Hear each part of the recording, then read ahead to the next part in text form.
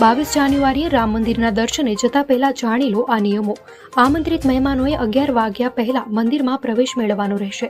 Mobile, purse, earphone, remote, ચાવી જેવી વસ્તુ મંદિરમાં લઈ જઈ શકશો નહીં.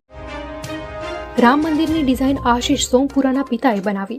રાજસ્થાનનો પિંક સ્ટોનનો કરાયો ઉપયોગ. દર્શનાર્થીને મળશે આધ્યાત્મિકતાનો અનુભવ.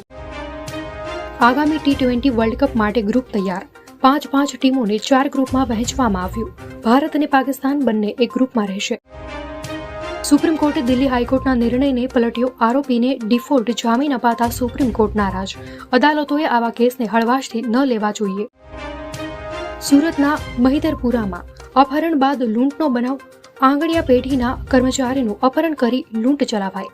અપહરણકારોએ 88 લાખની લૂંટ ચલાવી લૂંટારુઓ થયા ફરાર. રાજકોટના આસપાસના જંગલમાં 40 દીપડા ફરી રહ્યા છે. જિલ્લામાં દીપડાની દહેશતને પગલે વન વિભાગ સતર્ક. અગાઉ રાજકોટ, જસદણ, ધોરાજી, જેતપુર પંથકમાં દીપડા દેખાયા. વાઇબ્રન્ટ સમિટનું ઉદ્ઘાટન કર્યા પછી વડાપ્રધાન નરેન્દ્ર મોદી ગિફ્ટ સિટી જશે. ગિફ્ટ સિટી ખાતે ગ્લોબલ ફિનટેક લીડરશિપ ફોરમના દિગ્ગજો સાથે વાર્તાલાપ કરશે પીએમ. ગિફ્ટ સિટી ક્લબમાં 25 થી 27 પસંદ કરેલા ફિનટેક જાયન્ટ્સના જૂથ સાથે વાત કરશે પીએમ.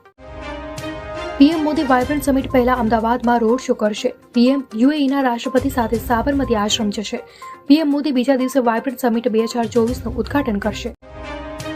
થરાદ ડીસા હાઈવે પરના ખોરડા ગામ પાસે અકસ્માત. કારમાં સવાર 4 લોકોના ઘટના સ્થળે મોત. ટ્રક ચાલકે કારને અડફેટે લેતા થયો અકસ્માત. અમદાવાદ શહેરમાં કોરોનાના કેસમાં થયો વધારો. છેલ્લા 24 કલાકમાં કોરોનાના વધુ 7 કેસ નોંધાયા. નવરંગપુરા, ભાઈપુરા, સરખેજ, હાટકેશ્વર, જોધપુરમાં નોંધાયા કેસ.